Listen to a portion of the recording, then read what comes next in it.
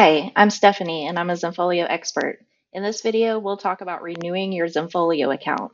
Renewals are completely automatic and will occur either annually or monthly, depending upon your plan level. There are three reasons why an account may not renew automatically. It's if the renewal has been disabled for your current subscription, if your account contains expired or invalid billing information, or if an attempted charge gets declined by the bank.